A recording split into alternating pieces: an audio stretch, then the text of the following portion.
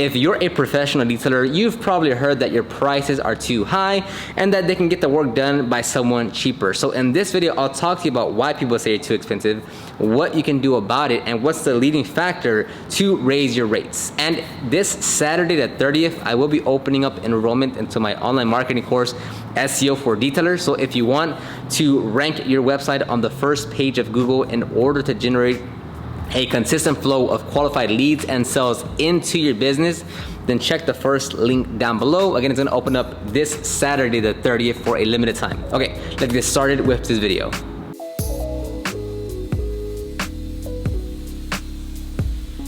A common theme that I see in the comment section is when it comes to pricing. Throughout my videos, you'll see that I'll share the pricing on any service, whether it's a paint correction, a coating, an interior cleaning, engine cleaning.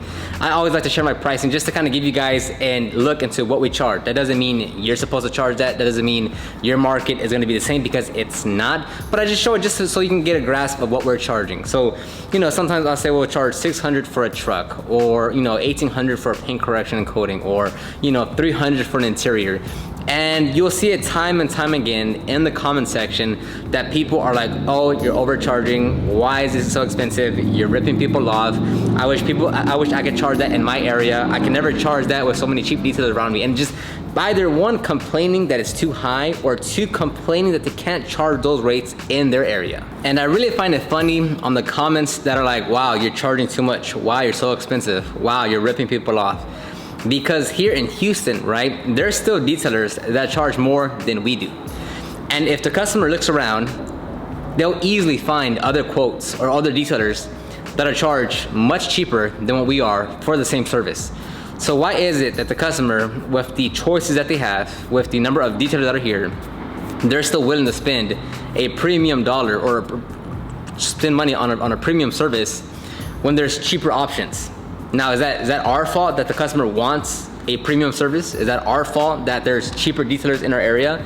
Is it our fault for not charging higher like the other detailers are? It's just funny because the customer always has choices. There's never a gun to their head saying you have to come with us. We give the options that are available that we offer. We give them the best information that we can based on what they want and what they're looking for. So if a customer has a budget of $600 and they want the best bang for the buck for the interior and exterior, we can work with that.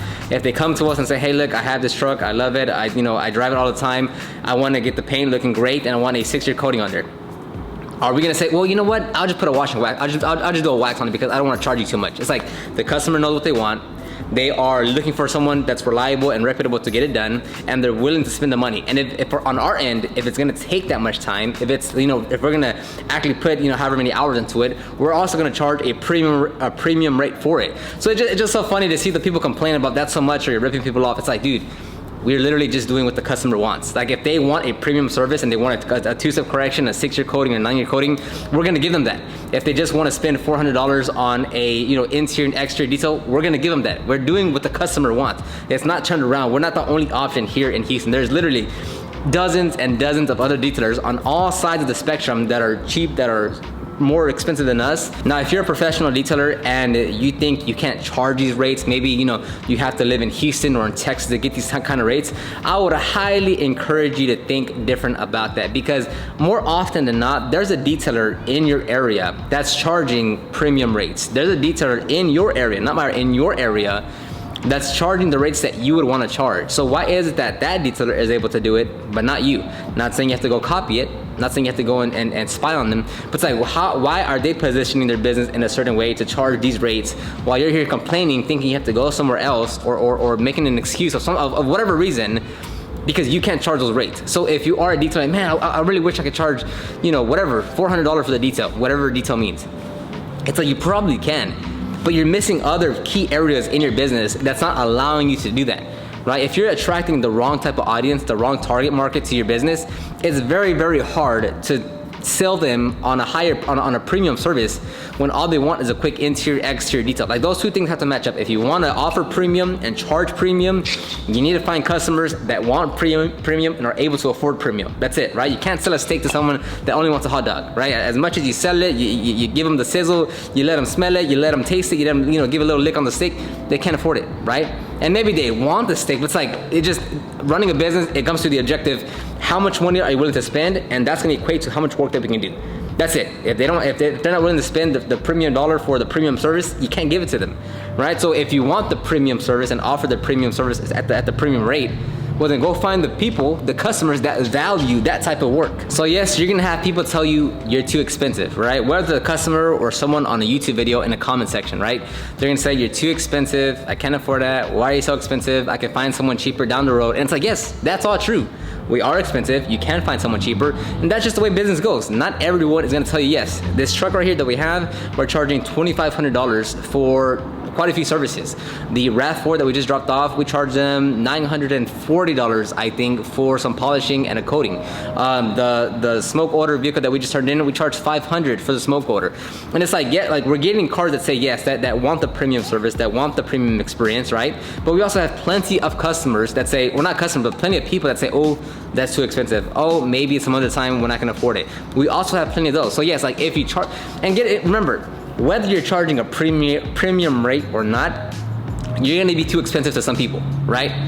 If I charge $800, I'm too expensive to some people. If I charge $200, I'm too expensive to some people, right? So you'll never not be expensive depending on who you're talking to, right? That's like just something you gotta look at, which goes back to like making sure you're targeting the right type of audience and bringing in the right people to your business so that, you know, you're charging the premium rates, and plenty of them are still saying yes, but you're always gonna have people to say that's too expensive. Like that'll never be the case. You'll always be too expensive to someone, always. Now when it comes to actually raising your prices, I would say the more important part of that, which is the one that takes the longest, which is kind of the thing that it's a part of the journey, part of the process, is you need a reliable source of leads, right? Lead as far as like people that are inquiring about your services.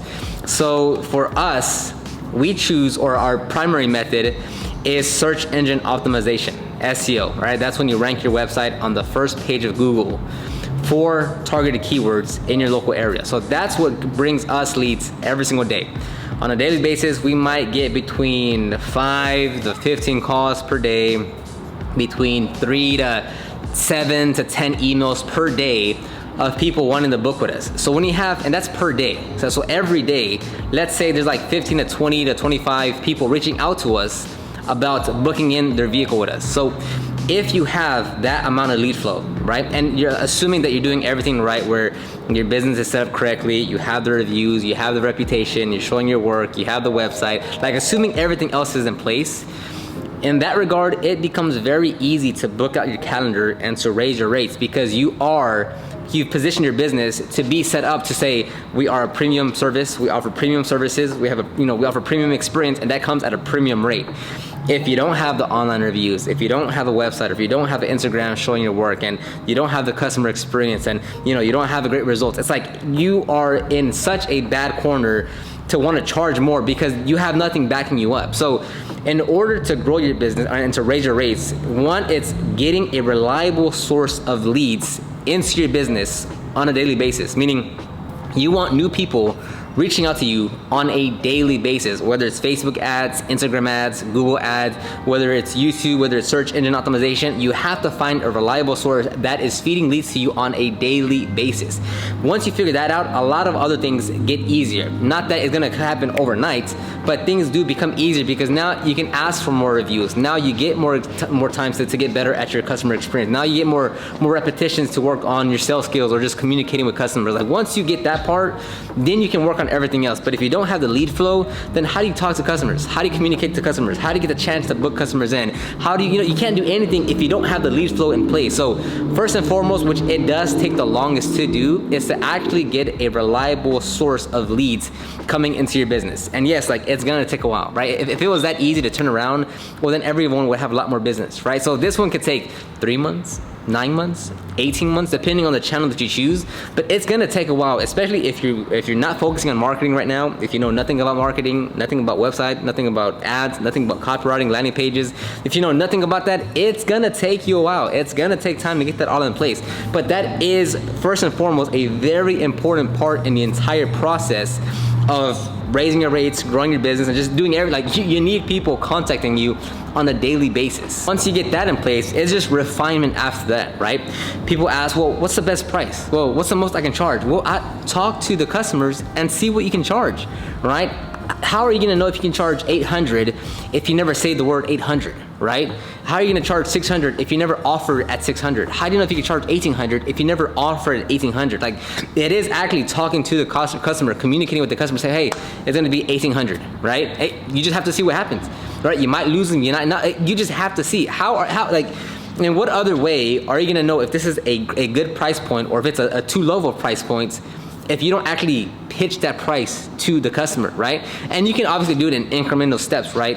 You're doing, I'm just keeping things super generic here. For a detail, it's $200, and then 3 months later, hey, it's now $285, and then okay, are people still booking? Okay, it is. Okay, now it's 400. Now it's 500. You're just going in incremental steps, but it's like you won't know that unless you actually pitch the price. You actually see what the customer says and how they react to that price point. So it's like, you have to be confident in how you say it, right? Because a big thing that people get stuck on is like, ooh, that's too high. Am I not worth that? Is my value not high enough or enough to charge that rate? And it's like, you have to say with complete conviction that is that's what you're charging. Like, that is the value of your services.